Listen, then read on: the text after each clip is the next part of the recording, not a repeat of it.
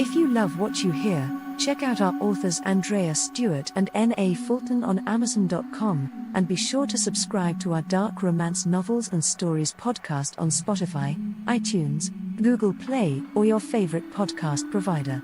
Learn more about us at audioiron.com.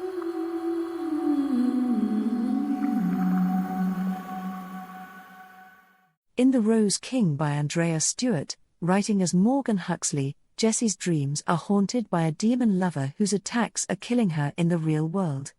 This full-length audio drama performed by Deborah Rombout, Jocelyn Wright, Jonathan LeBillon, Hugo Martin, and Michael Datz will be a dark romance you never forget.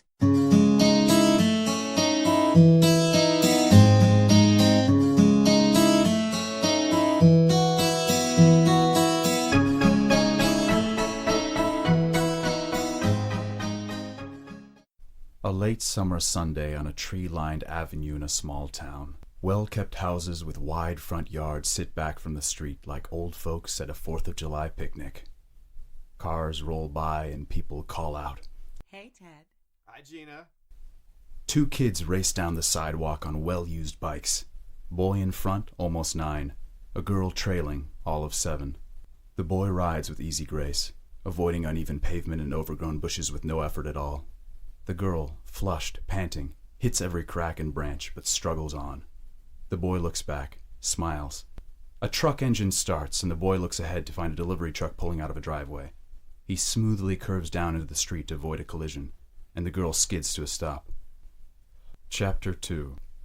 Jessie, 18, all long blonde hair and long brown limbs, sleeps in a tank top and underwear, because it's the end of summer, and the heat's been baking people night and day. Her window is wide open, and a slow breeze from outside brings in the sound of kids playing. A dilapidated ceiling fan directly over the bed spins unevenly as it attempts to keep her cool. Jessie dreams. In a short white dress with a plunging neckline, she works her way through a packed club. The patrons, all in black, all drinking, look at her as she squeezes past. Their eyes, all pupil and no iris, start at unsteady white pumps, climb up long legs to linger where her dress ends, bump up to her breasts, then alight on her face for a fraction of a second before they lose interest. Jessie passes a stage where a sexy, half-naked lead guitarist rips through a song. 3 half-naked long hairs with wolfskins thrown over their bare shoulders back him up on a second guitar, bass, and drum set. Blue lights pulse. Shadows spin. People dance in spasm. Jessie, overwhelmed, moves away.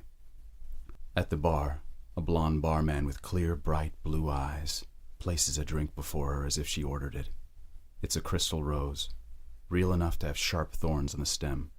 The red wine inside it looks like blood. Fascinated, Jessie picks the glass up.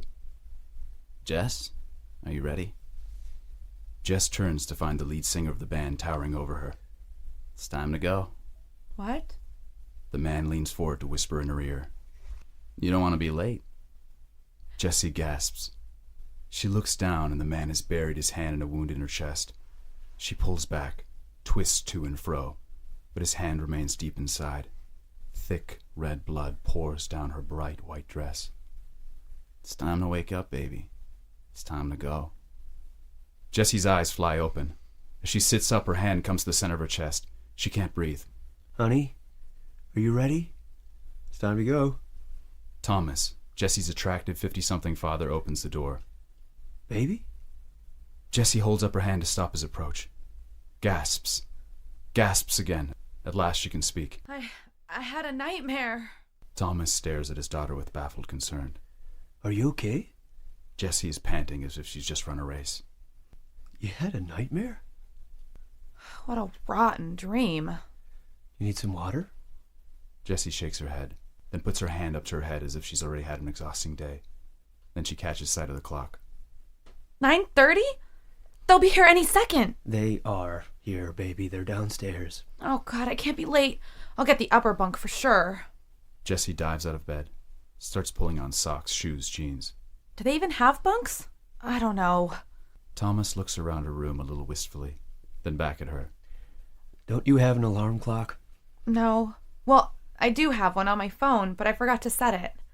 What will I do without you, Dad? Can you just call me every morning and make sure I get to class on time? I doubt your roommate would enjoy that. Who cares? I don't know them. Jessie's all dressed now, and she looks at her dad. I'll come home every weekend. No, you won't. But there's always email and the phone. And that's what little girls do, Jess. They grow up. I'll be okay. Jessie grabs her purse. All your stuff's already in the car. You tell those girls not to drive too fast. I love you, Dad. And then Jessie's gone, sliding out the door, running down the stairs, on her way to university. Thomas looks after her, then back into her room. I love you too, kid. Jessie, Amanda, and Barbara are rolling down the road to the state school in a big red Volkswagen convertible with white leather seats. Jessie's in the front passenger seat, her eyes narrowed against the wind, one hand holding her hair down. She pulls down her shirt a little to show a bruise flowering over her heart. Barb's driving. She's the sexy one, platinum blonde, big bust, too much lipstick, and bright red fingernails. She's wearing the kind of short-skirted Catholic schoolgirl uniform that makes the boys squirm. You have a bruise from a bar you went to in a dream. Wow, that's stigmata, right? Like nuns get. Nuns? Amanda's the smart one. She's in the back seat, reclining and reading a textbook. Long dark hair, big glasses, a slender figure in shorts and a t-shirt. Amanda has her long legs crossed at the ankles and propped in the window. If a truck goes by, she'll cause an accident. Amanda sits up and leans over the seat to have a look. She's talking about the wounds saints get on their hands and feet. She saw a movie once with a nun in it. However, what you've got right there is just a big, fat, ugly bruise, which I don't believe for 1 minute you got in a dream. I bet she's got a secret boyfriend who beats her. Amanda sits back in her seat. Way more likely than that dream thing. I must have bumped into something last night when I was packing. I wasn't there when I went to bed. I'd be afraid to sleep if I woke up with crap like that. Then again, maybe your dream boy has other tricks. There are other parts he can pound. Now you're creeping me out. That makes us even. Get over it. Jessie bumped into something and forgot. It happens. What did the guy look like anyway? The guy who killed me? Cute. Really cute. Lots of cute boys in that dream. There was this blonde guy behind the bar. He gave me a glass rose. Now that seems more like it. What's a few bruises from some sexy friends? Amanda doesn't look up from her book. A beating? Jessie wrestles an exploded suitcase down the dorm hall. Clothes threaten to spill at every step, and she peers at each door, trying to discern its number. At last, she reaches her door, fishes in her pocket for a key, then inserts it into the lock. It won't turn. She tries again, and again. Need some help? Without waiting for a reply, the tall, attractive blonde man takes her key and opens the door. He steps back to find Jessie staring at him. Don't worry, I'm not a stalker, just your friendly neighborhood residential assistant. Jessie studies the man. He's wearing blue jeans, a button-down shirt, a red sweater, leather loafers. She doesn't know him, but everything about him is familiar. She stares at his eyes. They are bright, clear, crystal blue. Have we met before? What? This is going to sound crazy, but I think I just had a dream about you. Have we met? The guy stares at her for a long moment. Whoa, little girl, this is the worst delivery of a pickup line I have ever heard. Pickup line? I'm a grad student, honey, and you are, what, 6? 17. 18 at the end of the month. Well, keep giving strange men lines like that, and you won't make it to 18. You can't just pick up strangers here in the big city. I just asked if we'd met. No, little girl, we haven't. Nick walks down the hall, and Jessie's eyes follow him. Red-faced and irritated, she walks into her room and slams the door hard. Jessie and her roommate Kat are lying on side-by-side beds in the narrow dorm room. Kat, all black spiky hair, black clothes, and silver chains, is flipping through a chemistry book. Jessie is sifting through photocopied orientation pages, tossing about half of them in the trash. Around them, on Kat's side of the room, are pentacles and pictures of a goddess. Tarot cards litter her bed. I'm so glad we're doing that unisex shower thing. That is so cool. Yeah, great. Dozens of men just a few feet away when I'm taking a shower. That's just what I need. You got something other girls don't? A fear of being naked in front of 50 guys? What if they steal my robe? Aren't we all sky-clad under our clothes? You wear a bikini at the beach. There isn't much difference between that and nothing at all. And anyway, there's a hook on the inside of every shower door. I think I'll just use the girls-only bathroom in the West Wing. 'Cause the shared one right outside the door is way too close, and you'll show way less skin walking 200 yards in your bathrobe each and every morning to wash your hair. Kat smiles. I bet that R.A. Nick or whatever will use the men-only showers on that side. He has a corner room in the West Wing that goes with the job. Maybe you and he will have that special chance to bond. Now that you mention it, I'll just shower across the hall. I'd rather strip for guys who don't already think I'm a slut. That's what you get for telling someone that you saw him in a dream. Honesty is never the best policy. Didn't anyone ever tell you that? You know, people do have dreams that come true. I didn't invent it. Hey, as your friendly neighborhood witch, I'm pulling for you. 2 guys in one sexy dream, one of them's real. Maybe the other guy is too. God, I hope not. I don't think it sounds too bad. Nick the RA didn't give you blood and a rose. Maybe the other guy won't try to rip your heart out. And if you think those 2 are too much to handle, just give them to me. There's a knock at the door, and Kat rises to open it. There's a delivery guy standing there with a dozen mums. He holds out a tiny card. Kat takes the card and the flowers. The delivery guy walks away, and Kat lets the door shut. She reads the card. They're for you. Jessie rises, takes the flowers, and puts them on her desk, which makes it useless for anything else. Those are some big stinky flowers. Will they be living here long? Can they pay rent? They're from my dad. In a little while, I'll put them out in the lounge for everyone to enjoy. I've never seen that many. What are those? Mums. They remind me of my mom. Jessie caresses the blossoms. Kat reaches over to turn on a fan that is bolted to the windows. It begins to spin lazily. Kat gets back onto her bed. You know what? We're gonna get along okay, you and me. You're kind of a freak. Chapter 3. It's midnight, and Jessie is alone in her dorm room. She's dreaming. Jessie sits on the edge of a table. 100 feet below, in the darkness, she sees a dilapidated pleasure pier that stretches out into a stormy sea. One corner of the pier has collapsed, and the Ferris wheel has tumbled into the water. It lurches violently in tempo with the heavy swells. The roller coaster has crumbled, and the fun house has become a pile of mirrored shards. A huge plaster clown, once mounted to the side of the pier, now dances like it's drowning under the waves. Jessie looks left and right. She appears to be in a school library. The table she sits on has 3 legs on the carpeted floor. The 4th hangs over the abyss. This is crazy. It's inevitable.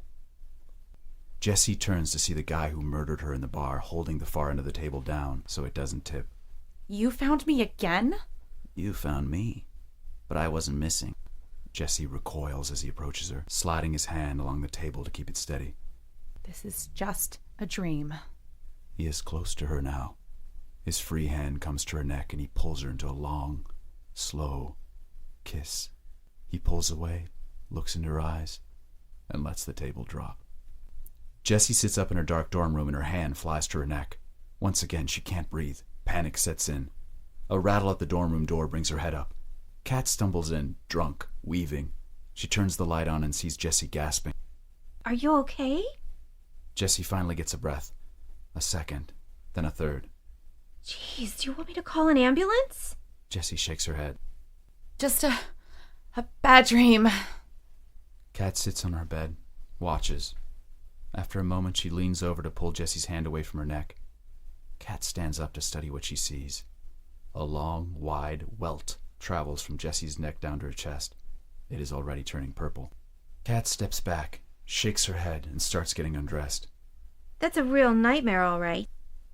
I'm not judging, but I don't want boys like that around our room. What'd he hit you with? A belt? I don't know what you're talking about. Jessie climbs out of bed, opens a closet door, and looks into the mirror. Kat moves to look in the mirror with her. Seriously, Jessie, that is way too far. You really have to tell him no dice. Jessie spins around. I had a dream. Kat steps back and turns away. Yeah, well, my bullshit detector just went off. No, really. Kat ignores her, struggles out of her clothes and into a nightshirt, turns off the light, then climbs into bed. Well, a girl doesn't have to be a psychic to know that whatever dream boy you're seeing is bad news. Jessie is left standing in darkness. Jessie walks into a campus eatery. She glances at a TV showing silent news coverage of a collapsed pleasure pier in Los Angeles. The head of a giant plaster clown has made it to the beach. A broken Ferris wheel juts out of the water. The scrolling text under the video says, 3 found dead in the surf near derelict pier. Jessie examines a bulletin board filled with tutor postings. There are only 2 math tutors. Nick, located in Dietrich dorm, has a 2-page flyer and guarantees results. The other guy has a handwritten page he can't read. Jessie glances down at the math test in her hand. D+. She shakes her head. What the hell?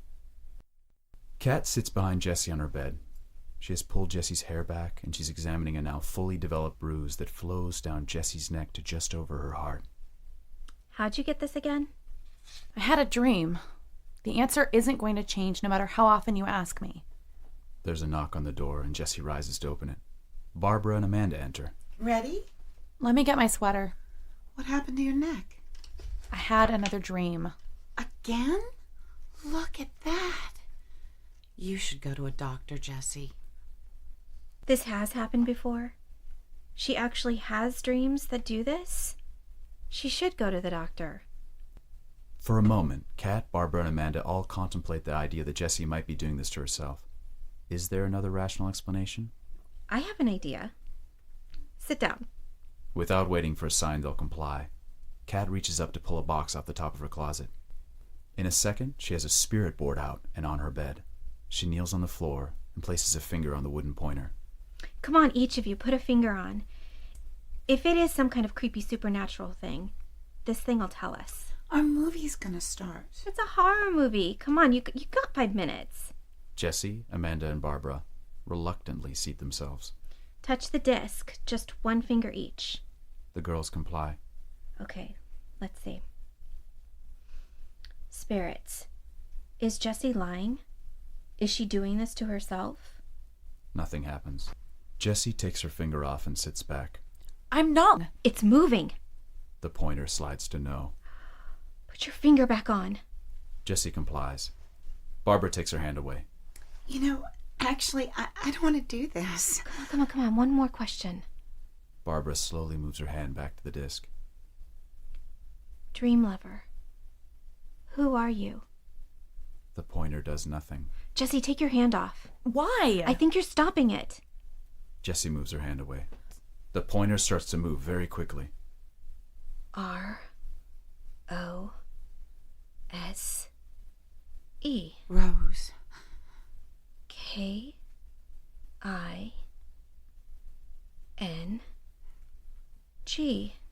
Rose King? Amanda stands up. This is some kind of sick joke. She glares at Kat. I know Halloween is coming up, but this is in really poor taste. I didn't... I came for ice cream and a movie. All right. My God. There is no spirit world. That's all a bunch of junk. How about a collective unconscious, Professor? Sometimes the group mind knows something that the individual does not. Amanda walks to the door, opens it. Barbara follows her. Coming, Jess? Jess rises, grabs a hoodie, arranges the collar and thrown back hood to hide her neck. See you, Kat. Thanks. Later. Jessie, Amanda, and Barbara walk out the door. Kat stares at the spirit board. Screw you, Mr. Rose King. You're a bad un. Chapter 3. Jessie sits to the right of Nick at one of the study tables in a dorm lounge. She's wearing her hoodie again. He's dressed in jeans, a shirt, a sweater, and tie. His sculpted features, bright blue eyes, and round framed eyeglasses make him look like everyone's idea of the sexy professor. Jessie's contemplating a page of math homework, a huge textbook open before her. I don't understand.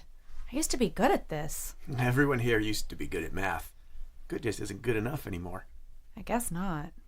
As Jessie leans over to put her math book in her bag, her hoodie gaps and shows the side of her neck. Nick's expression is hardened by the time she sits up. He starts packing up as well. So, how are you making out? Have any new friends? Some. My roommate, Kat. I guess I don't need to meet as many new folks as others. I have friends who graduated with me and who are going here as well. You probably met Amanda and Barbara when we were unpacking the car. Guys taking any interest in you? Should they be? Why not? You're pretty enough. Jessie stares at Nick for a long moment. I'm not seeing anyone, if that's what you're asking.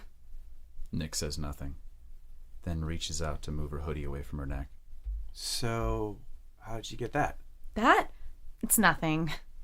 I was studying late. I put my head down. I guess my neck fell across the edge of a book. That is some bad book. I'd throw it away if I were you. Looks like that, well, you just never know how they'll end. Jessie stares at him. Nick stands up. Jessie rises more slowly.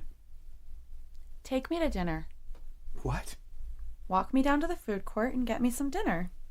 I haven't eaten since breakfast, and I don't want to walk there and back all alone. You're my residential assistant, so do some assisting. You just want to eat, right? It's not a date. I don't date little girls. I'm 18. And I'm 26, babe. You are just a little girl. And you don't date those. Exactly.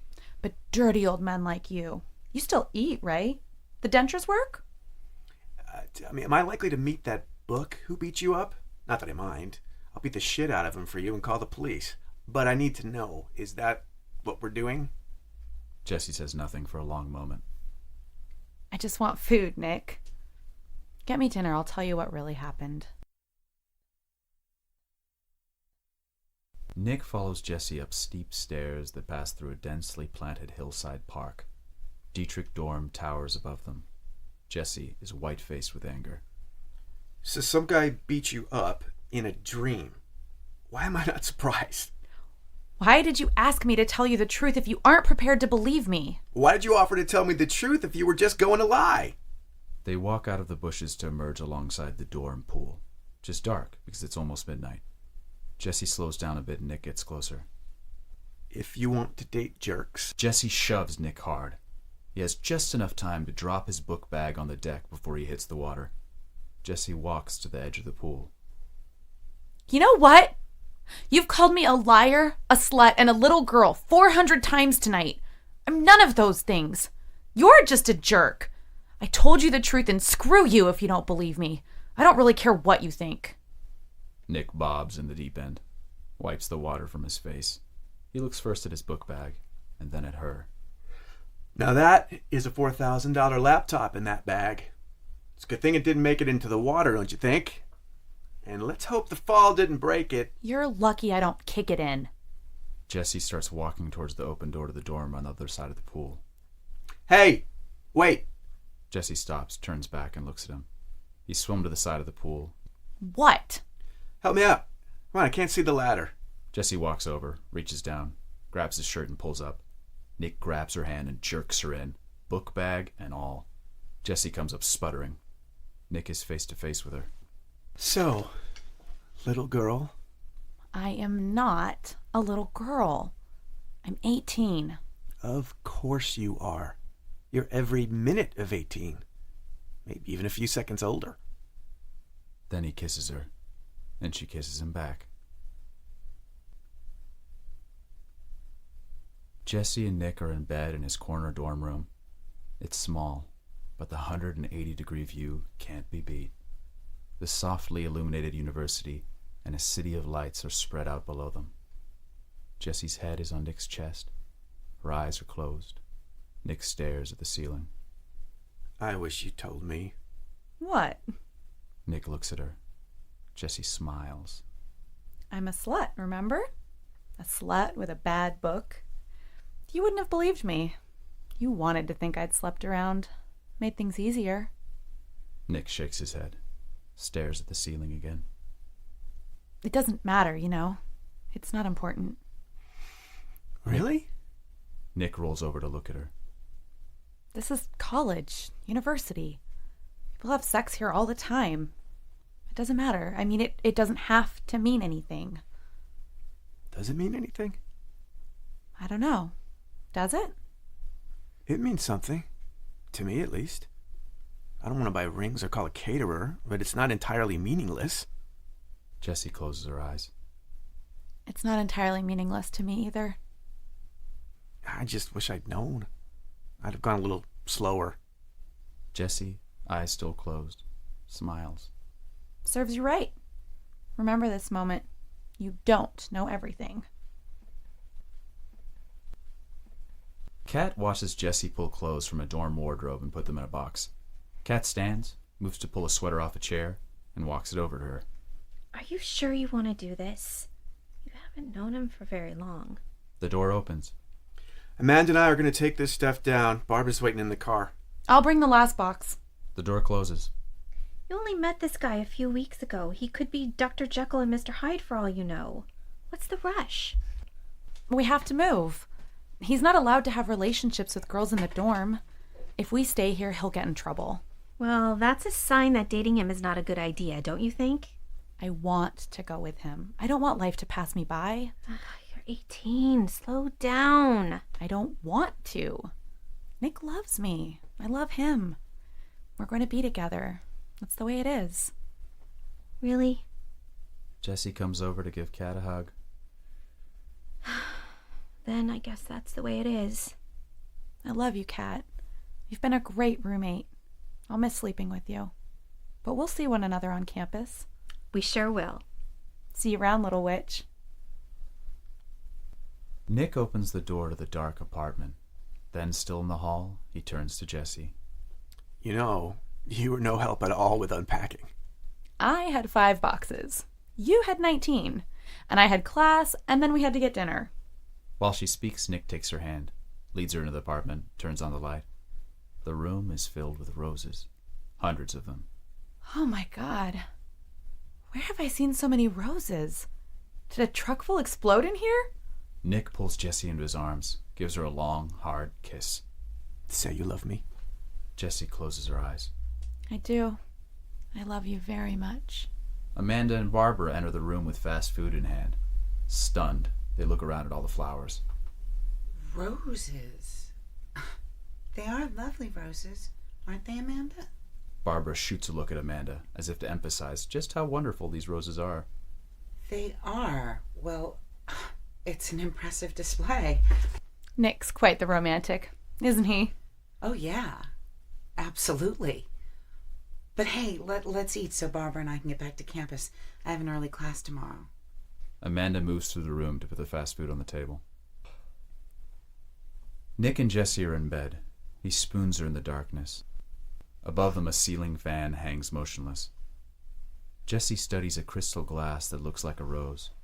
The red wine in it looks like black ink. Jesse extends a finger to touch one of the sharp thorns that climb the stem. Nick, eyes closed, speaks. Amanda's not a rose person, is she? I guess not. I'm glad you like them. They were my mother's favorite flower. Really? She loved them. They remind me of home. That's why I bought you so many. I wanted to bring you home. Jesse stares at the glass. I love you, Nick. I love you too, kid. Jesse dreams. She's on her side, naked, body very white against black sheets. Around her neck there's a leather collar. On her wrists are iron manacles. She's lying on a man's arm. He's curled around her, kissing her shoulder. A shadow spins over the bed. Light, dark, light, dark. You like roses? Jesse gasps. Hush.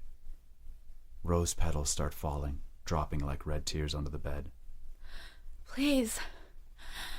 I can't breathe. I know all about roses. His hand comes between her breasts. See? He reaches inside her. He takes hold of something, pulls at it, births it through a bleeding rift in her chest. It is a rose, meaty, pulsing, still tied inside her by a network of veins and arteries that stretch until they give way. I am the Rose King. Jesse sits up. The lights are on. Nick is half naked in pajama bottoms, phone in hand. He is watching her, frantic. Jesse's lips are blue. Her face is dead white and she can't draw a breath. She falls back again, writhing, struggling to breathe, trying to make her heart beat. Someone pounds on the door. Jesse comes awake to hear people talking. Mr. Dawson, I can't say for sure there's been no sexual assault, but I see no signs at all that there was. I I think your daughter had a panic attack. A panic attack? It would account for her shortness of breath, her rapid pulse. It's not uncommon at this age. Are you just saying that? Did you run any tests? Blood ox, pulse, all normal. We can schedule an ECG, but I think it's just anxiety. New school, new boyfriend, new apartment. Nick, standing by Jessie's bed, brushes hair from her face when he sees her eyes are open. Jess, baby, are you okay? What happened? Why don't you let us talk to her first, son? Nick looks at Thomas, then down at Jessie. It's clear that he's reluctant to leave her, but he stands up and steps out of the hospital room to give father, daughter, and doctor some privacy. Thomas and the doctor approach the bed. Thomas lays a soft hand on his daughter's head. You all right, honey? Jessie nods, cautiously takes first one deep breath, and then another. You don't have to be afraid. Just tell me, was Nick hurting you? Is that what happened? Jessie presses a hand to her heart, struggles to sit up. The doctor pushes a button to adjust the bed for her. I had a dream. There was a man. He hurt me. The doctor and Thomas look at one another. You can tell us the truth, Miss Dawson. You're completely safe. There was a man, and there were roses. Roses? Rose petals falling, and then I couldn't breathe. Is this the first time this has happened? No, I've had other dreams. In my dorm at home. Miss Dawson? Jessie, sometimes the stress of going away to school, meeting new people, well, it's harder than people think, isn't it? I mean, they get anxious, agitated, and sometimes they have bad dreams. It's very common. You're afraid? No, that's not it. It's this guy in my dreams. He's hurting me. Later, Nick sits on the edge of Jessie's hospital bed. They're alone and the lights are low. He holds her hand and caresses it as they speak. It's the only explanation, Jess. The anxiety causes both the dreams and the panic attacks. Why don't you believe me? Why don't I believe there's some dream guy stalking you? Hurting me. He's hurting me. Honey, what I do believe is that your dad is going to put me in jail if this happens again. He suspects I'm abusing you. So I think you have to do what they say, at least for a while. I don't want to see a psychiatrist. I'm not crazy. What can it hurt? You'll meet with someone, talk for a few hours. It won't help. Well, neither will moving home with your dad, and that's what he's talking about. Is that what you want? Have you and I gone too fast? Do you want to take a break? No. Well, then you'll go see someone. It's the grown-up thing to do, right? After a moment, Jessie nods. Fine. I'll do what the doctors say. Nick finds Thomas sitting in an empty hospital waiting room, his head in his hands. She says she'll go. Thomas sits up straight and looks wearily at Nick. I'm very glad to hear that. Mr. Dawson, I would never hurt her. I would never do that. She's a great kid. I'm inclined to think that you didn't, son. I think she'd tell me if you had. We're close. She wouldn't lie to me. Thomas looks at his hands again. After her mom died, when she was just 7, it was a very hard year for her. Her doctors in the school said she should have counseling, but I wanted to put it all behind us. I took her places and we played games, and school started and she made new friends, and she seemed happy again. I thought, people go on, don't they? For the most part, they do. Her mother was sick for so long, fading away. There were so many doctors and there was nothing they could do. It was a degenerative disease, a long slide into darkness. Then an accident. She watched it all. My mom died when I was 19, Mr. Dawson. It was very hard. My dad and I and my brothers were not over it. For a little kid, it must have been much harder. Well, Jessie seemed to understand. People die. It happens. Sometimes they're young, sometimes they're old, sometimes it's too fast, and sometimes it's far too slow. People are here today and gone tomorrow. She seemed to accept all that, and then one day it hit me. I noticed she'd forgotten so much, and it seemed right to let it be forgotten. Maybe she's remembering now. Maybe I should just take her home. We can work through it together. We can talk. I can help her. If you think that's where she belongs, Mr. Dawson, then maybe that's a good idea. But she doesn't seem to want to go. Nick chooses his next words carefully. I think she does love me. I know I love her. And I think here, maybe, she can get more help. The university, the medical school, has some of the best people in the state. It's up to her, isn't it? She's all grown up now, and maybe I didn't know what was best for her. Maybe I never did. Let's let her decide what to do. Thomas leans back, rubs his face, closes his eyes, then leans forward again. He might be praying. Chapter 4. Jessie is sitting in the car, staring out the window at a sign that says Adolescent Psychiatric Care. She is worrying a button on her shirt. Under it we can see a large black and blue bruise has flowered. I'm not an adolescent. From a brain standpoint, you are. Treatments for folks under 24 are different. Don't quote textbooks at me. This is the best place for you, Jess. No one believes me. Look at this thing. She tugs her shirt away from her chest. I've seen it. I told you, it was from the CPR. Jessie shakes her head and stares at the sign again. Why would I lie? What incentive do I have to lie? Honey, I love you. I don't think you're lying. Just go to the doctor and talk. I'll pick you up in a couple of hours. Jessie nods, waits a moment, then climbs out of the car and closes the door. Resolute, she walks towards the psychiatric offices. Nick pulls away from the curb. The psychiatrist is a handsome 30-something. His office is dark green and his furniture warm brown leather. There are wind chimes in the window and natural objects strategically placed around the room. Jessie's eyes touch on a little stone fountain on a coffee table, a tiny tree, and a bowl of seashells. Can you tell me when you first had one of these dreams? At home. Right before school started, I had one, and I woke up with a bruise. Really? I had another when I was at school, and I got a bruise on my neck. So, you must be wondering where these injuries come from. Yes, they just appear. When he touches me, I get hurt. This last time too? Yes. Could it be? Do you think it's possible that you're hurting yourself? Why would I do that? I don't know. Why would you do that? I don't know, because I didn't. Do you really think I'm faking this? No. I think you may be causing the injuries you're reporting, but I don't believe you're faking anything. But you think I'm crazy. I wonder if something might be bothering you. Like what? Like what? Stop it. Stop repeating what I say. I'm sorry. I know it can be annoying. I'm asking you to tell me what might be bothering you. Ugh. Okay. They probably told you that my mom died when I was young. When I was really young. But people die all the time.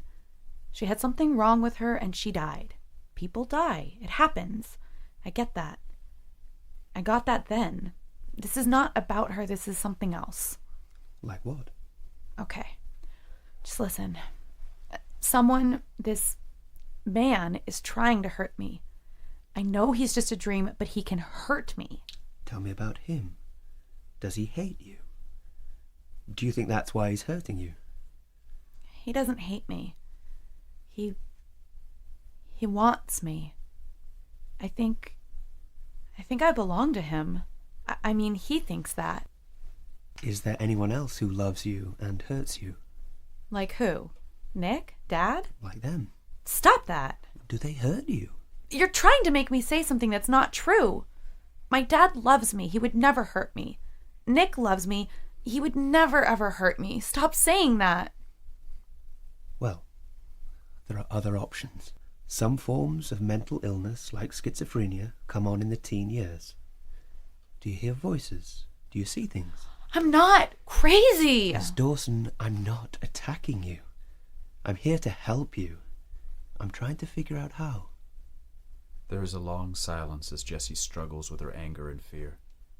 The psychiatrist finally takes out his prescription pad and writes out a script for an anti-anxiety medication. I think we've done enough for today. Get this filled on your way home and start taking them right away. They may help you with the dreams. And I'd like you to come back in a couple of days so we can talk some more. I don't need pills. I have a lot of training and a lot of experience with anxiety disorders.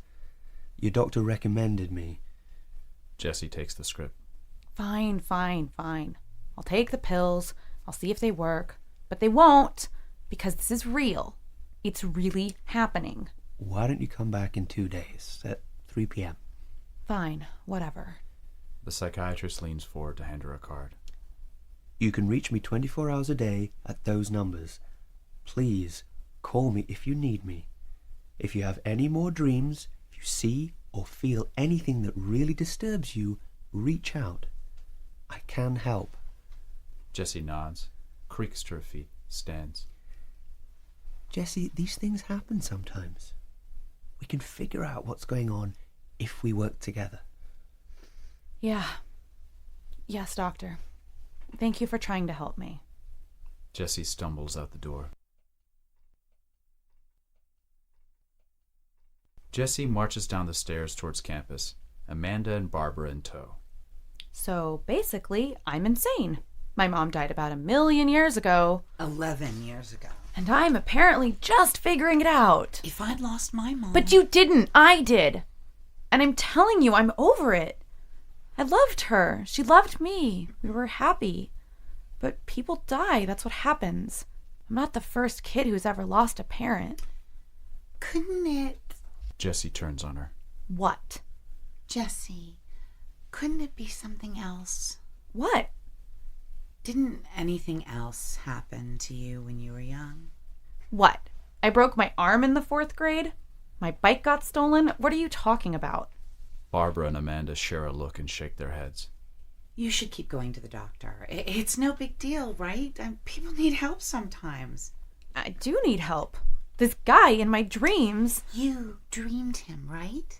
Doesn't that mean you're trying to kill you? Barb, we should let the doctors... I have to go.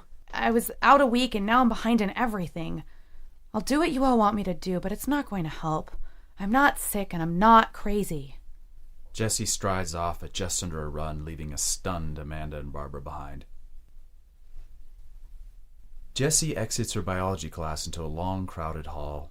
She keeps her head down as she shoulders her book bag and dials her cell phone. She puts the phone to her ear and hears a ring that sounds like a witch cackle down the hall. She walks towards the sound and finds herself face to face with Kat. Kat hangs up. About time you called me. Where have you been? Jessie hangs up her phone and wipes tears from her face. Trouble in paradise? I said it was too soon. Jessie turns and leads Kat out of the building. It's not Nick. What then? Your grades? Your dad? It's something serious. Jessie doesn't say anything. Ah, dream lover. The Rose King. It would have to be, wouldn't it? Jessie plunks herself down on a patch of grass under an autumn tree. Kat drops down beside her. They watch the colorfully dressed students walk by. I'm seeing a shrink. The doctor says I'm having panic attacks.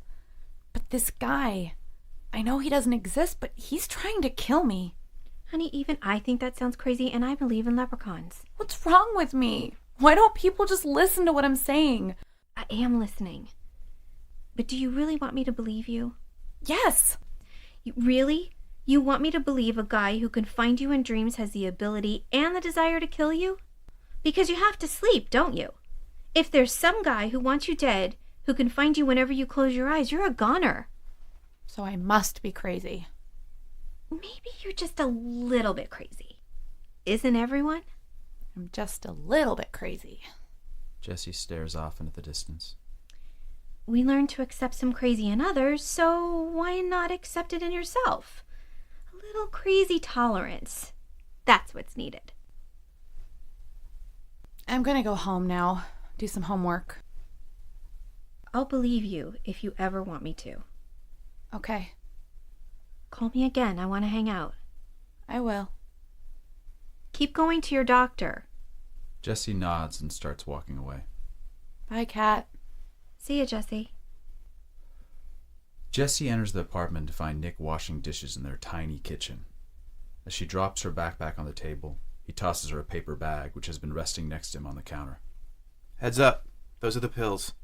I found the prescription this morning and picked them up from the pharmacy on my way home.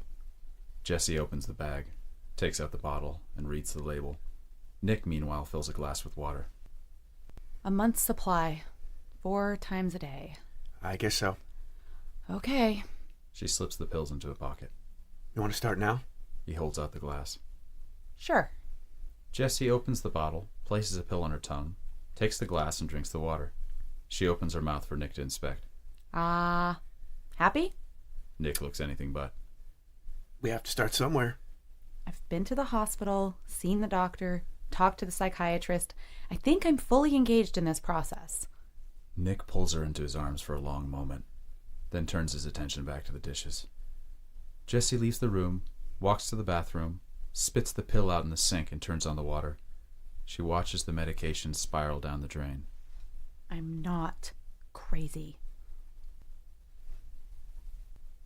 Jessie watches the psychiatrist make a note in her folder. So, you feel better? Yes, All better. much better. Those pills, I guess they work. I'm less anxious. Those pills normally take a couple of weeks to work. Okay. So how am I allowed to feel? Is there some happiness number I need to be aware of? Maybe I should laugh less. Have you had any more dreams? No. Can we talk about something else?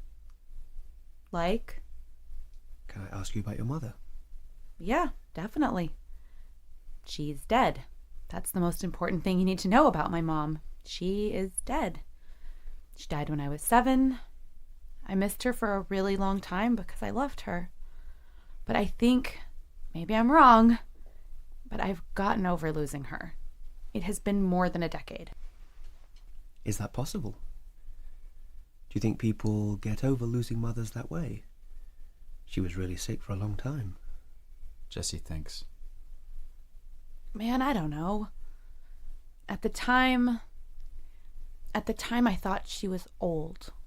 She looked old and she slept a lot. She was sick for a really long time. From the time I was about 3 or so.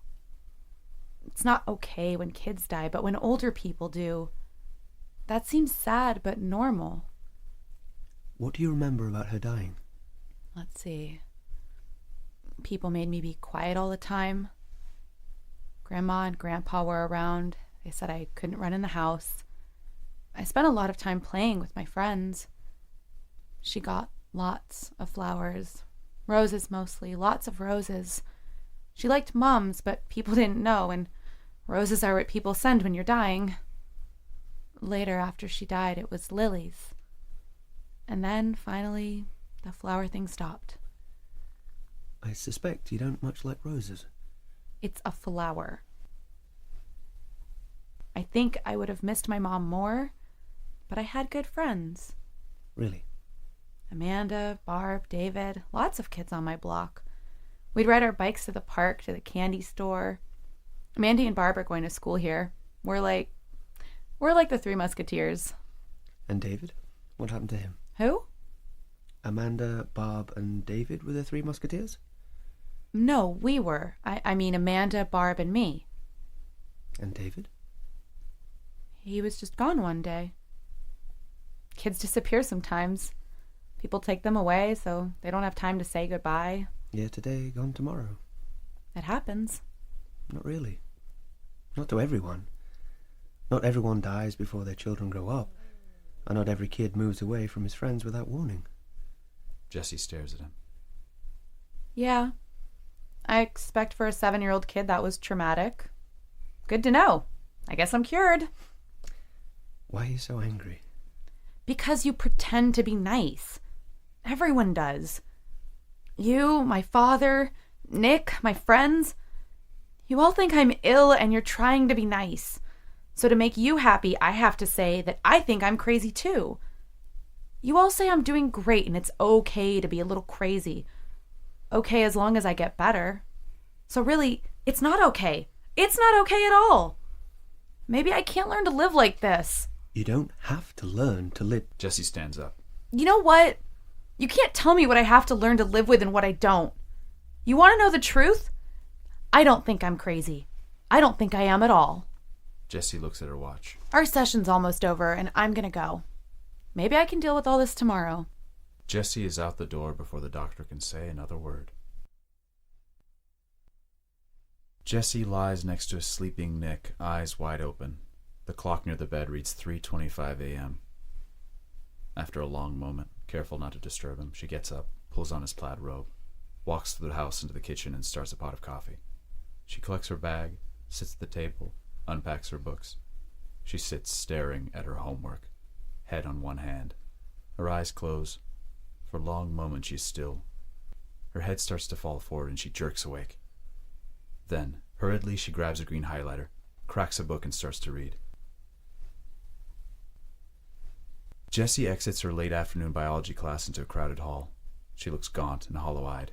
She bumps hard into a passing guy and her book bag falls. Pencils, pens, and notebooks fly everywhere. Jessie watches as the guy, unaware, walks on. She wearily drops her knees and begins collecting all the stuff that's fallen out. Jess? Jessie looks up. Hi, Kat. Kat kneels down to help her. What happened to you? You look like hell. I'm just tired. Are you still having bad dreams? Nah, they're gone. They both rise. Do they have you on drugs? What kind? Anti-anxiety stuff. I'd love to talk, but I have to get to the library. Jesse, are you sleeping? Like, at all? Of course. Because that's totally going to work. I mean, if you don't sleep, you can't dream. That's not funny, Kat. I'm sorry. I didn't mean to make fun of you. I want to help. I'm okay, Kat. I'll see you around. Jessie starts walking away. Jessie sits at a small desk in a dimly lit corner of the university library. Floor-to-ceiling shelves contain thousands of volumes. Jessie's books are spread out before her, and a tall stack of periodicals rests on a nearby chair. She looks tired, haggard. She glances at her phone, which indicates it is 9:48 p.m. She slides all her stuff into her bag and stands. As she walks away from the desk, passing aisle after aisle, shelf after shelf of books, she sees there's no one else left on the floor. She opens a door, enters a stairwell, and realizes, belatedly, it's entirely dark. She steps back and runs into someone. She turns around. It's the Rose King. He's dressed in jeans, boots, a white t-shirt, and a leather jacket. It's getting late. Jessie stumbles away from him, into the dark stairwell, and runs, falls, down the steps. 1 flight, 2 flights, 3. She stumbles out an emergency exit and an alarm blares. She finds herself standing on a walled access road that runs behind the library and half a dozen other tall school buildings. The walls that line the access road are 30 feet high. Jessie turns back to the door just as it slams shut. She runs up the access road, keeping close to the buildings and looking for somewhere to hide. Cardboard boxes and other garbage litter the long cement corridor. 100 yards away, there's an exit delivery trucks can take to the street. Before that, though, there are only loading docks and poorly lit gaps between buildings. The emergency door opens again, and Jessie drops behind the cement ramp of a loading dock. Jess. She sees the Rose King walking up the alley. A large gray and white dog walks with him. Find her. The dog begins to run, then somehow becomes 3 dogs that race up the access road, probing every nook, cranny, and trash can. Jessie keeps low and backs up, then slides around the corner of the building attached to the loading dock she's near. There's a chain-link fence at the end of this little alley. The gate in it is loosely chained. She squeezes through and dives behind a dumpster. She crouches like a child playing hide-and-seek. Jessie hears the dogs running down the little alley and sniffing the fence. Jess, there's nowhere to run. Jessie pushes the dumpster away from the wall and discovers a bent bike wheel and some cast-off roses. She squeezes past them, piles empty boxes in front of her. I want to wake up. I'm dreaming. I have to wake up. She digs her fingernails into her palms, opens and closes her eyes over and over again. This isn't real. She hears the dog scrabble through the gate. 1, 2, 3. She hears the Rose King as he ducks under the chain and padlock just like she did. The dogs run past the dumpster and circle back. They probe the boxes she's hiding behind. The 3 dogs stretch into 3 men. As before, they have pelts slung over their naked shoulders. The Rose King comes to stand in front of them. Jessie closes her eyes. It's just a dream. It's just a dream. It's not real. Wake up, Jess. Wake up. That's all you have to do. The dumpster she is hiding behind is pulled away. The men stand around her. Jessie opens her eyes as the Rose King crouches down. Stay away! It's okay. Don't be afraid. Jessie screams as he moves to touch her. Jessie wakes up seated at the table in the library where she has fallen asleep among her books. She is screaming. A middle-aged librarian, a college girl, and a guy wearing a university hoodie are standing around her. The guy has his hand on her shoulder and he's shaking her. The librarian is on the phone. She's on the second floor. Jessie stops screaming, looks around, stands up. The guy steps back and looks at her. Are you okay? The librarian is still on the phone. She's awake now, but I think you should still send someone. Jessie, gasping, hand against her heart, shakes her head. No, it's just a panic attack. The doctor told me. The college guy takes her hand, places the tips of his fingers on her wrist. Yeah, your heart's racing. It's really racing. Jessie pulls her hand away. It's okay. It happens. And you're really pale.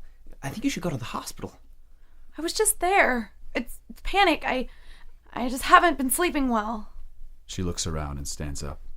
Look, I'm fine. I'm on my feet. Just let me go home. The college guy steps back and assesses her. Is there someone at home that could take care of you? Is there someone you want us to call? No, I just have to get home. There's someone there. I'll drive you. I can take the bus. Or we can wait for the ambulance. They're almost here. Jessie looks at the college guy. Okay, thanks. You can drive me home. The college guy pulls his car up outside Jessie's apartment building. Jessie sits, for a long moment, in weary silence. She turns to look at the guy. I'm sorry.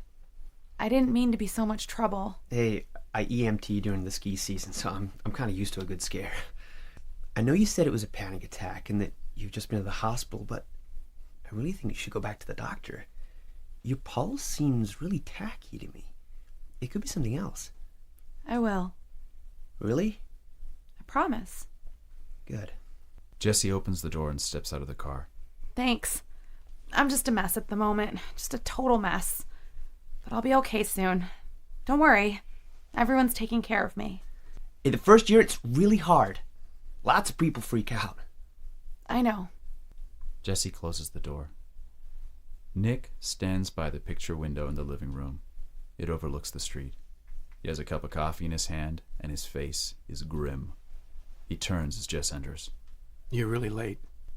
I fell asleep in the library. Who drove you home? Some guy. I don't know his name.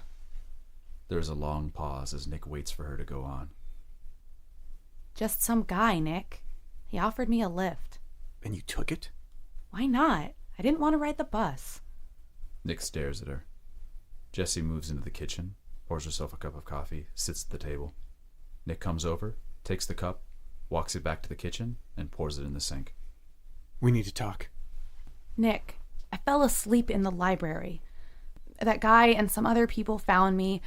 He offered me a lift home so I didn't have to ride the bus. It's no big deal. You aren't sleeping. You aren't eating.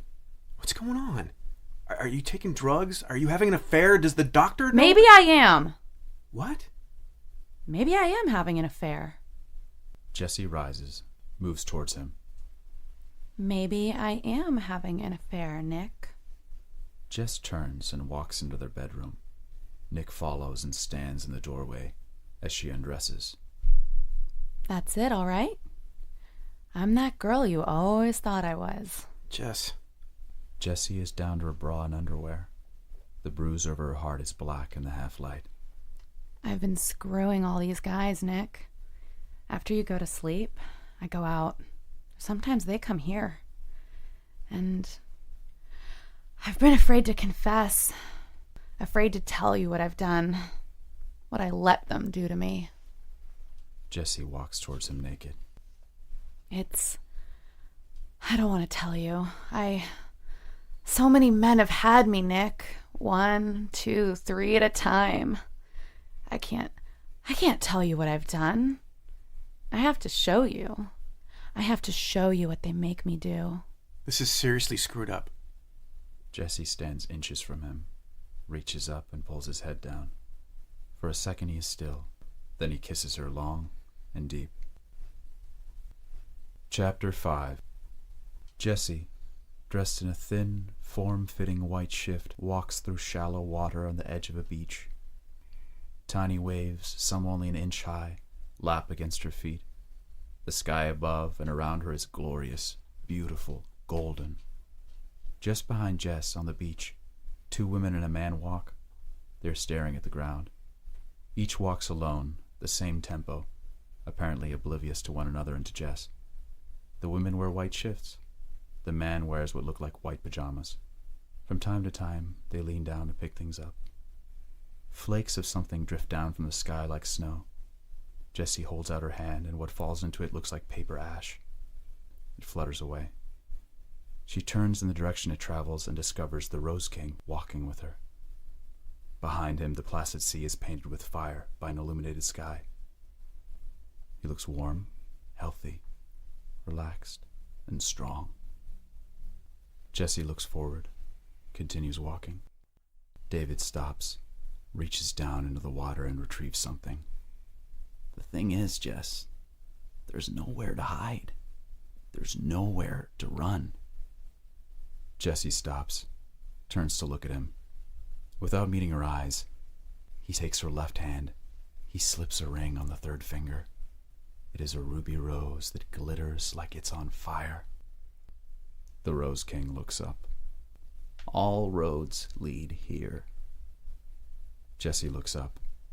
Above them, in infinite slow motion, a commercial passenger plane is exploding. Its belly has been ripped open. Fractions of people, exploded insulation and ash are falling, slow inch by slow inch from the sky. Stretching up the beach behind her are hundreds of people, all walking slowly, all oblivious to one another. I will never let you go. Jessie jerks her hand away. Jessie's eyes fly open.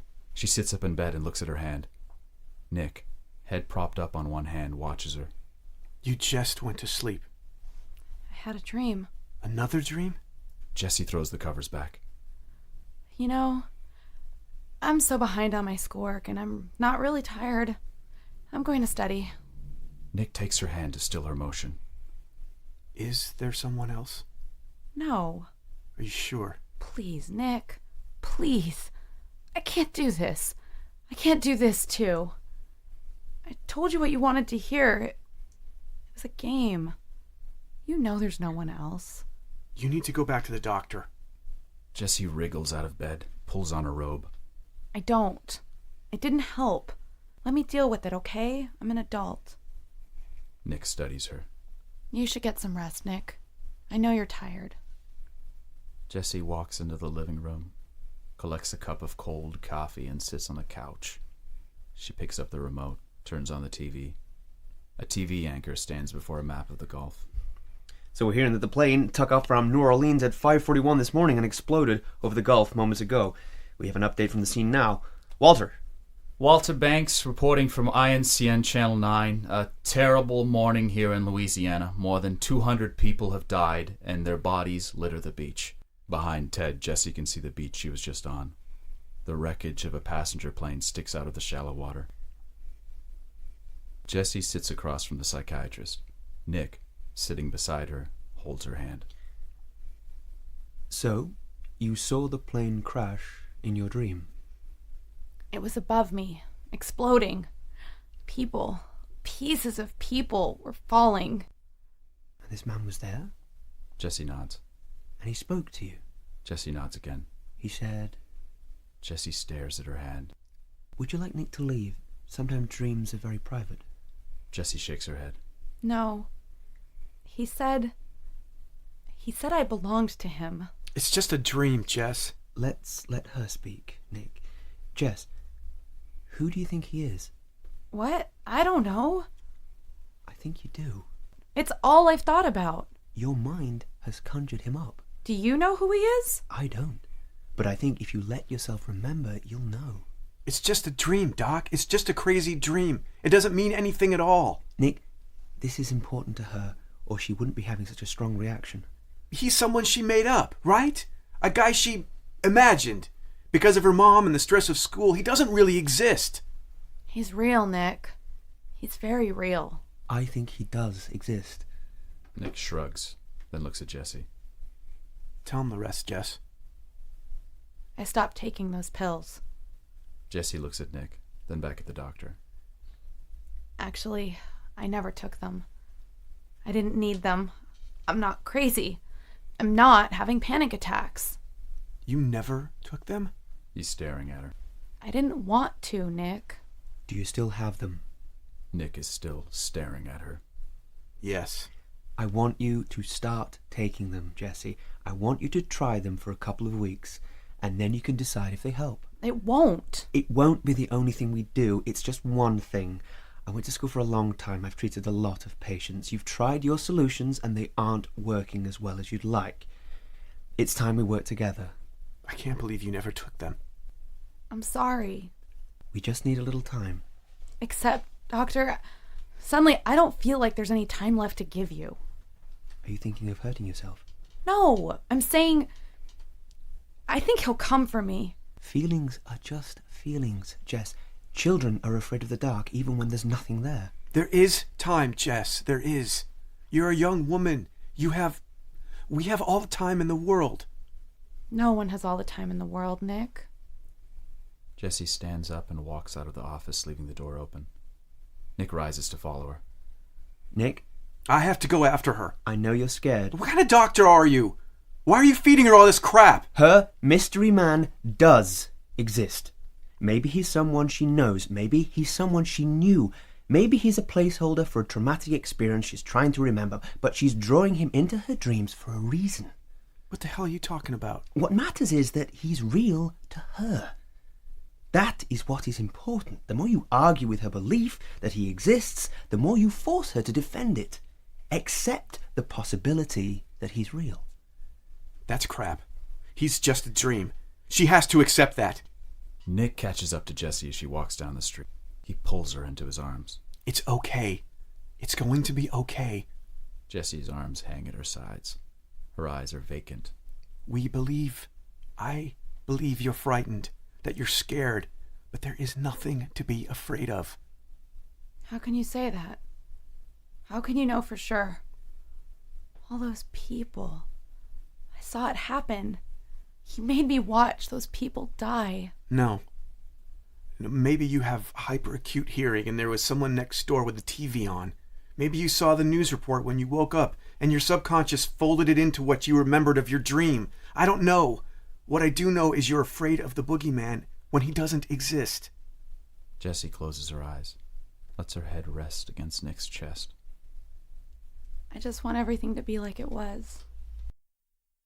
Jessie, Barbara, and Amanda are walking to campus. Jessie is staring at the ground, lost in her thoughts. If only I could figure out what he wants from me. What who wants? Why don't you listen? The guy who doesn't exist? She doesn't know what he wants? He does exist. Even the doctor said he does. Or did. He wants to help me figure it out. I don't think this guy is someone I know. How could he be? I've never known anyone so cruel.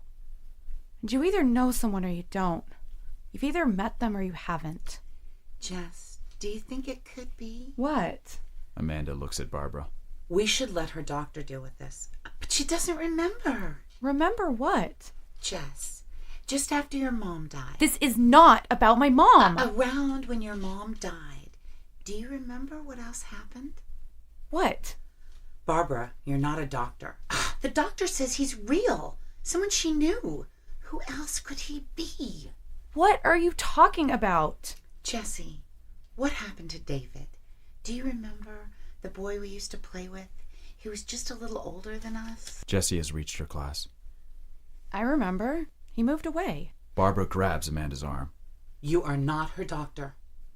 Kat passes by. Jessie looks after her. I have to go. Wait. Jessie runs into the building to catch up with Kat. Kat, stop. Kat turns to look at Jessie. Jesse, hi! And you still look like hell. In fact, you look worse than ever. Why is that? Remember when I said I didn't want you to believe me? Well, now I do. I really do. I thought you were going to the doctor. Doing what he said. I am. I'm going to. But the dream guy... I need you to believe me. I need someone to believe me. Kat and Jesse sit at a small table in a campus coffee shop. A pair of bikes are parked nearby. Kat stares into her chai tea. Jesse drinks water. Well, that's horrifying. Are you sure you didn't see the TV thing first and just forget? Maybe it got worked into your dream. That happens. It's possible. If I'm insane, anything's possible. But I remember walking on that beach and waking up to see Nick looking at me and then turning on the TV. That's what I remember. I can't believe I'm saying this, but maybe you're being haunted. Maybe this creature picked you up on a street or died in your father's house and now he's stuck to you like glue. Does that happen? I don't know, I guess. If you promise to keep going to the doctor, I'll find someone, some kind of shaman, to help you with this other thing that might be going on. You can't help me? I'm just a kitchen witch, parlor magic, and love spells. But with a little money, it's not too expensive. We can get help from someone who does real magic. Normally, I won't pay for this stuff, but in this case, I think we have to. I can pay. She reaches into her purse and pulls out a credit card. Kat shakes her head. You'll pay whoever I find, not me. I can't promise you anything instantly, but there has to be someone around here that does dreams. Okay? They'll see you and they'll tell you what they think they know. Thank you so much. And just in case you have lost your mind, you'll keep going to the doctor. It can't hurt to do both, right? Jesse is now staring at a large gray and white dog standing by Kat's chair. Jesse? Jessie forces herself to look away from the dog. She rises, leans over, hugs Kat, and moves the chair between herself and the animal. I have to go. Please find someone as soon as you can. Jessie is enduring yet another romantic dinner with Nick. A single rose rests on the dining table in their apartment. There are candles, red wine, the remains of a meal. I was thinking, today you said there was no tomorrow. I'm feeling better now. I can see that. I don't mind seeing the doctor.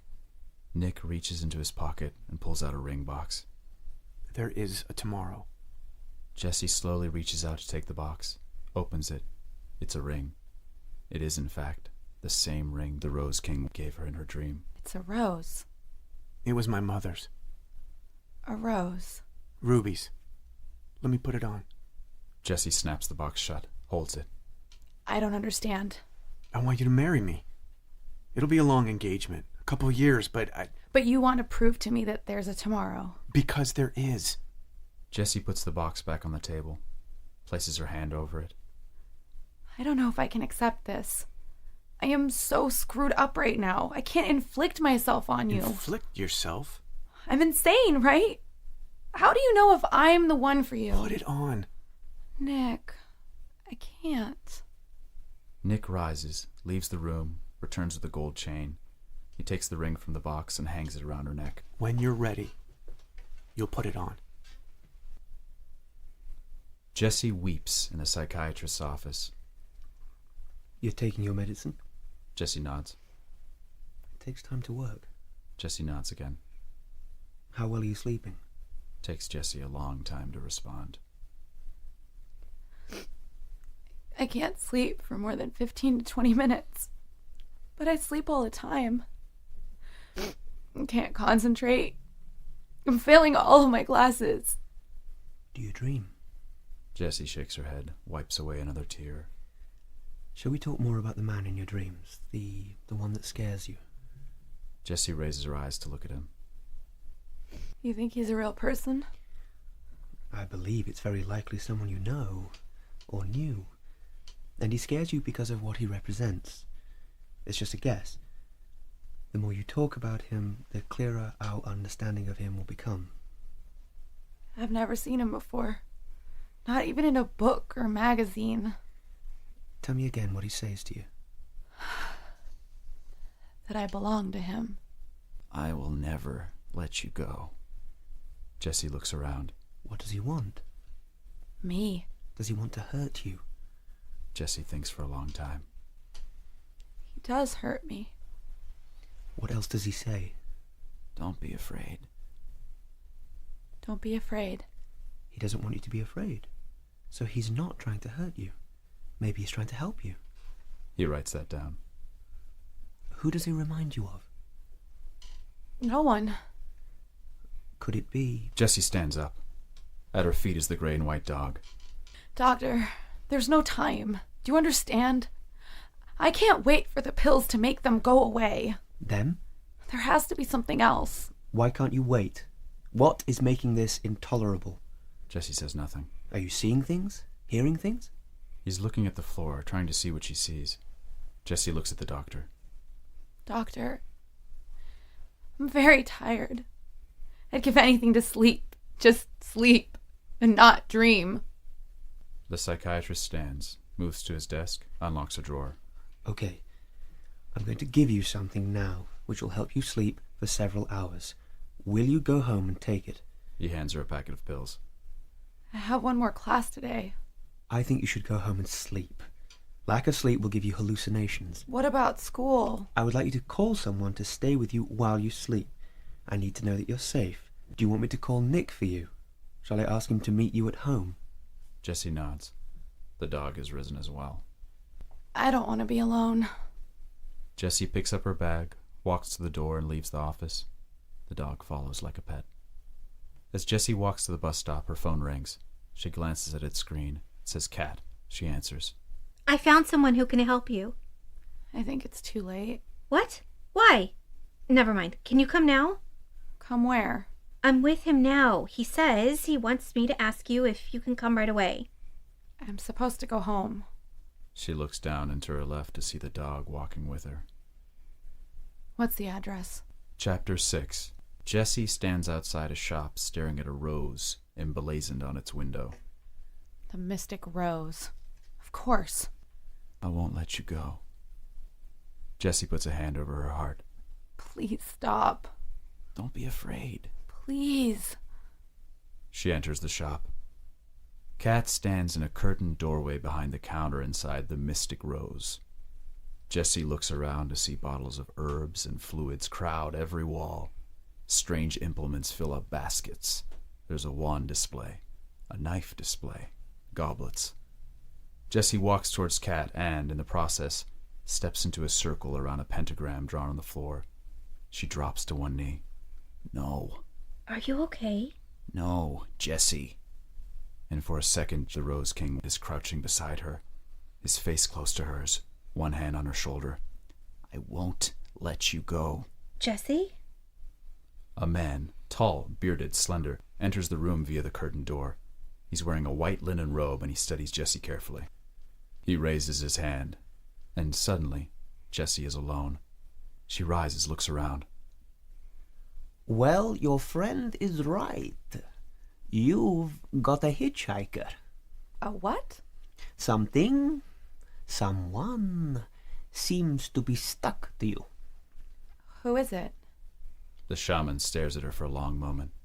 Then he pulls the curtain aside to reveal a second, larger room. Let's see if we can find out. The second room of the shop is open, airy, with warm beige walls, a large skylight, and a raised wood floor. Inlaid into the highly polished surface of the floor is a large five-pointed star within a circle. A circular skylight, formed by concentric circles of glass and radiating spokes, fills most of the ceiling. Incense burns and hangs in the still air. The man pulls a white silk shift off a hook on the wall and tosses it to Jessie. Please change into that.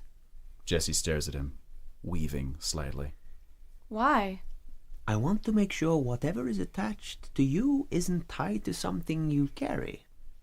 He leaves the room and Jessie undresses. She puts the rose ring necklace on top of her pile of clothes.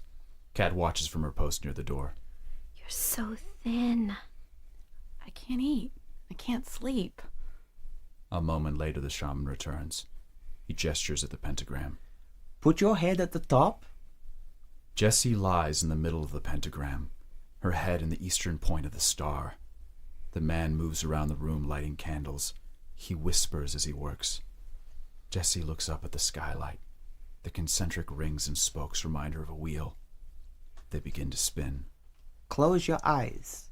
I waited for you. Think of nothing. Let the pictures come. Don't be afraid. He's talking. What's he saying? I waited for you. Don't be afraid. Alla iscalor ignitem firem colum que hisse canarcar vit. Jessie sees a bicycle wheel spinning. A little girl's legs pumping. She's going as fast as she can. He won't wait for her. He never waits. He makes her catch up. I see a wheel. A wheel's a bike. Carnem haiem coriem. Young David is riding ahead of her down her street. He's a gloriously healthy, happy prince of a boy. Magical. He looks over his shoulder.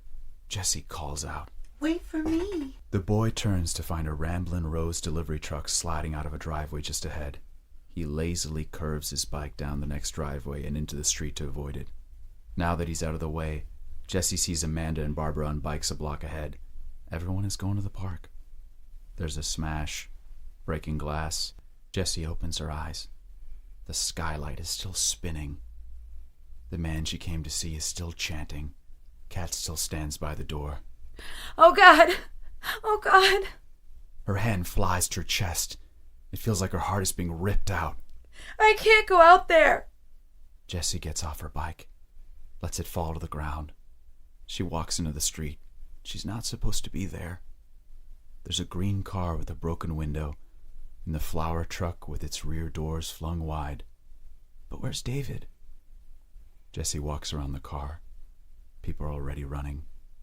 Barbara and Amanda are riding toward her on the sidewalk. The three musketeers. Oh, God. Please. Oh, God, please. David has been hit by the green car. He and his bike have flown over it.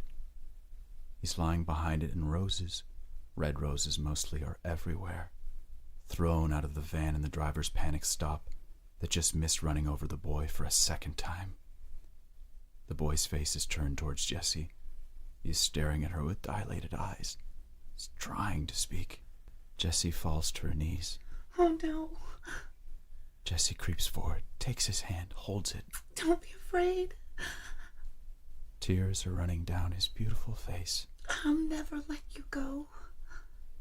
David's eyes roll back in his head and he shakes. Jessie's eyes fly open in the Mystic Rose Sanctuary and she screams. David, the Rose King, kneels inside the circle, his hand plunged into her chest. His face is grim. Kat and the shaman are struggling to pull her out of the circle, but she's rooted there. He jerks hard. Jessie convulses. The world goes dark. Jessie lies in a hospital bed wired to machines. Nick sits beside her, holding her hand. At the foot of her bed there are a dozen roses in a glass vase. Jessie stirs and Nick leans forward. Hurts. I know, Jess. She turns to look at him, puts her free hand to her eyes and turns her face away. It's okay. Jessie's body shakes. Every breath is an effort. It's your heart, Jess. That's what it's been all along. They didn't do enough tests. They didn't know. Jessie turns her head to look at him. Her eyes fall on the roses. Your heart. There's a valve.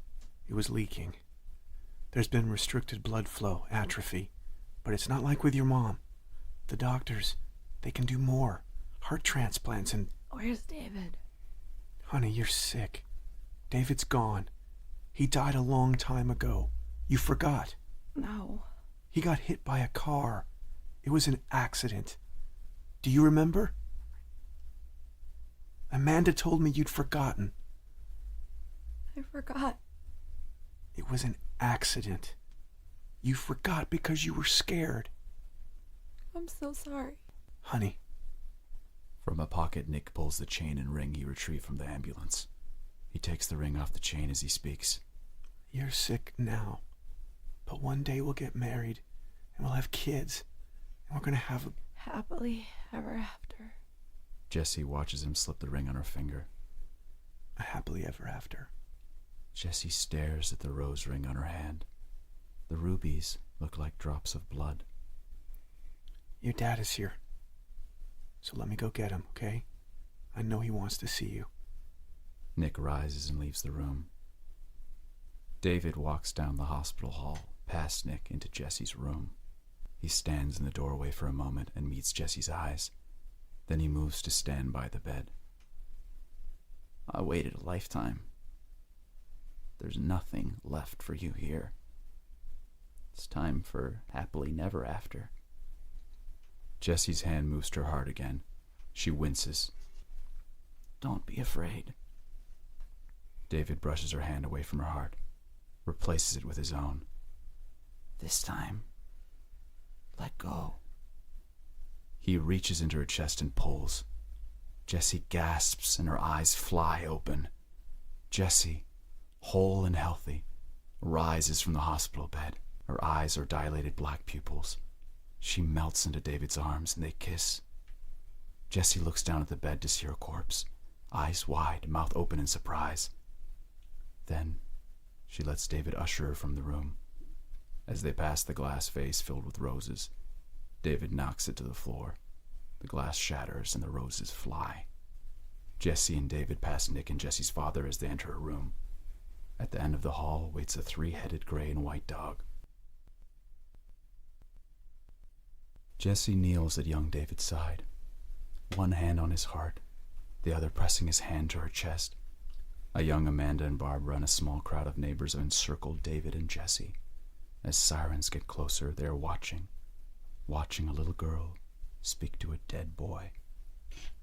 I'll never let you go. Never let you go. Never let you go.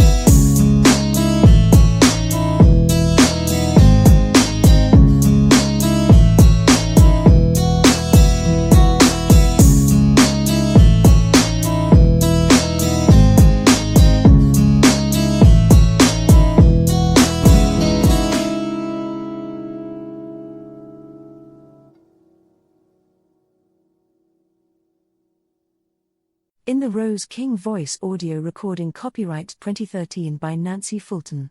Music licensed from Pond 5, all rights reserved.